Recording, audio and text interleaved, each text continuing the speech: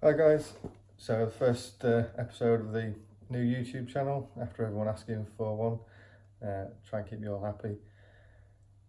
I went over to SR Autobodies last week and filmed some footage, got home all the wrong way up.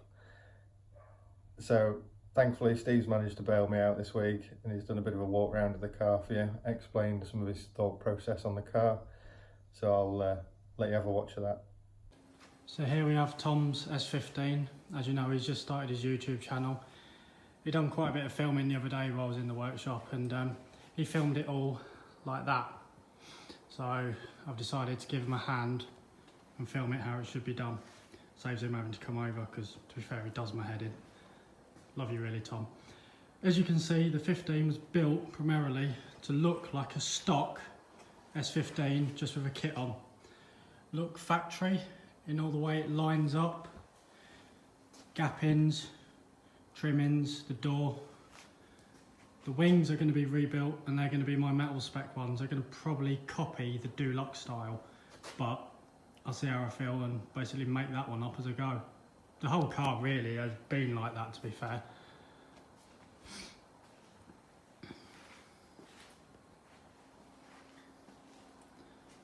Just finishing off the transmission tunnel.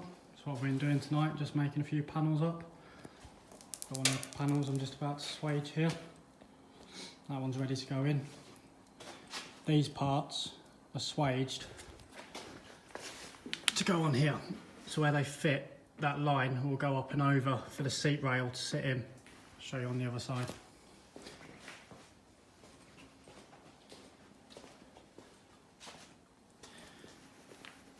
Got WRC seat rails to go in, so the square mounts that you weld on with the tube that will run across, and then I'll guss it to the floor.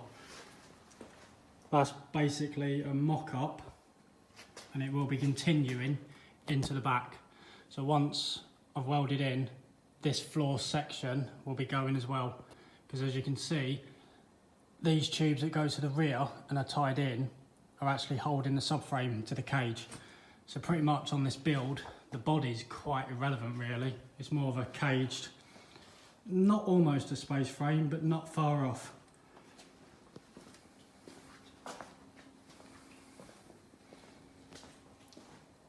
One of the biggest questions I keep getting lately is the chassis leg design, on why I used fixings like this. Reason being, not many people realise, but if you look at a normal chassis leg, where your subframe sits, here, middle of the chassis leg, where the tension mounts sit is 1 inch off. So when you look down, you can see they offset each other. So trying to get them two to fix to tube, add a little head scratch, and I come up with this one with removable fixings.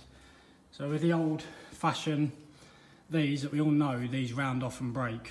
They're, well, terrible, and they can really ruin your day. These now are just simple nuts and bolt fixings with spanner access, socket access, top and bottom. Same again with the tension mount, bolt there, bolt there. It allowed me to have a tube fixing straight off the chassis leg, but give a flat base for the tension and subframe in the OE mounts. Once you're on dresser, the idea was, look stock body kitted from the outside, but it's basically let me have free reign, 100% on what I wanted to build on this. When the car first come to me, it was only really coming for a basic tube front, and on literally moments it was here, within first inspection we noticed that the car had 2 severe crashes in its life, and both chassis legs were just different ways. So once we got it jigged straight and we noticed the chassis legs were absolutely past repair, we decided to go for a full tube front, bulkhead forward. So I built a jig from another S15. So all these strut tops, wing mounts, they're all in factory location, so nothing has changed, every single thing. So this headlight tab here is exactly where it is on a normal S15. Same with the wing mounts, all these brackets, fixings, they're all in OE locations. These are removable panels, because under here we've got the Chase brake reservoir. That's a very lovely little kit. Eliminates the booster, gives you a brake bias, pottle, and 3 simple outlets. This side was a little bit more different. Not many people realised, but actually the wiper motor has been flipped. Normally this part sits this way, but because I've got a tube connecting the top turret to the top bars, it was right in my way. And because I could only go onto the tube on a notch, I couldn't drop down, I've had to flip the wiper motor. Silly little mod, but people don't notice it. When we come to the front, Tom wanted a bit more of a, not so much a bash bar kind of thing, because this obviously isn't a drift car. This is 100% a show car and a personal build Tom's always wanted to do. So he kind of let me have once again, told me what he wanted, and I've gone away and I've given him this.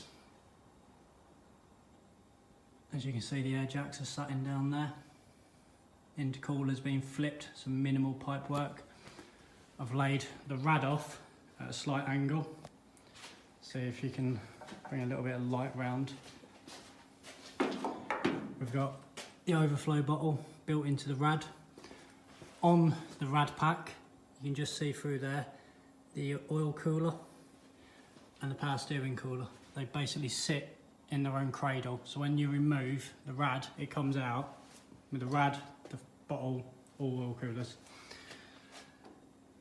Got a front brace in there.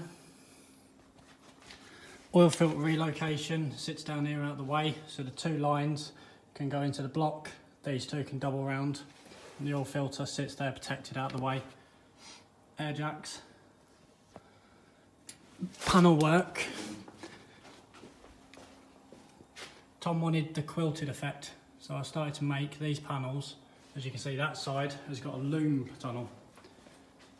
So what I did was this side was I fitted in a little loom access hole that goes from inside the cabin into the engine bay, just to give him a bit of room and allowance.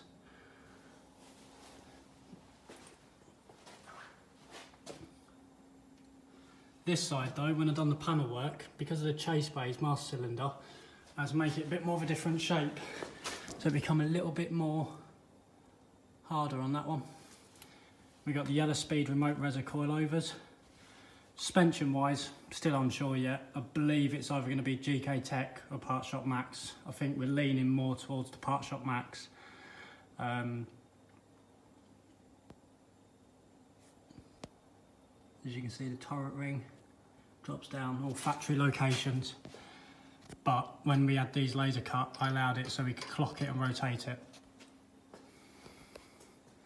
That's just a little bit of the front.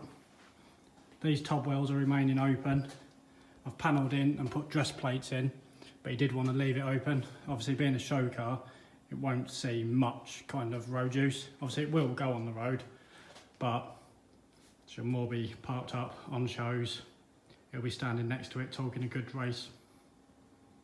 There you go guys, first proper walk round of the car we've done, especially with voiceover, giving you some nice explanation of what Steve's done. If you like it, hit subscribe. We'll hopefully try and bring you some more decent content. Hopefully the next video we'd like to do a bit of a Q&A. So if you've got any questions, fire them in and we'll pick through those and hopefully give you some decent answers to some of the questions about the build. Thanks for watching. Catch you soon.